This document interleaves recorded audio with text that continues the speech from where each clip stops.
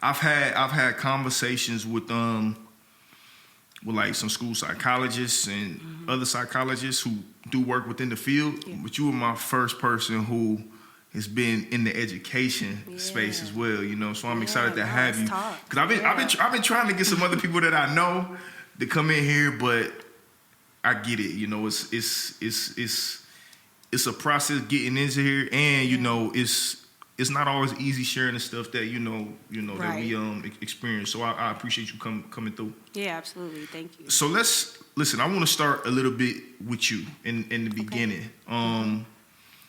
Who is Jasmyn? Like, tell me a little bit about just like childhood dynamics, like what it was like for you growing up, your mother and father, your siblings. Like, tell me a little bit about Jasmyn.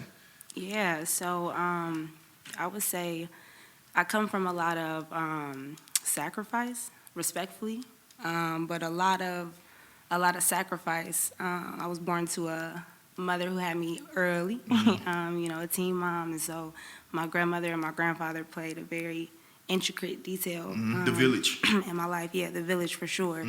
And so because of that sacrifice and just the raw truth of struggle and having to work for something, education was really introduced to me as like a privilege. Like it was the ticket. You needed that to get out of this type of thing. And so I always had the perspective of like, this is worth something. Like I have a privilege to be learning. My grandmother took me to the library, in the summers, and I had book reports, and I remember thinking it was trash. But also later being thankful because, I valued it. So there were times because she planted that early seed that I didn't struggle. Academically, I'll say I didn't struggle. But a lot of social things did come with being born to a teenage mom. Respectfully, a lot of animosity in the crib because, I wasn't, it wasn't the time for that.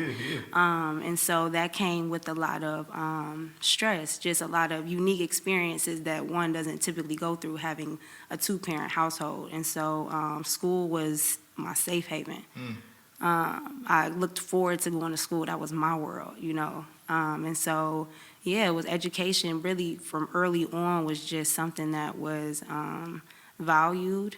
And then like later, fast forward a little bit, my sister and I are 8 years apart. So I always joke with her, like, you were my first student for real because I wasn't a parent to you, but I definitely had my hand involved. And it's one of my favorite students. I value that, what she taught me. And so, just a lot of my childhood and those dynamics, like the age, just everything really set the stage, for where I am now.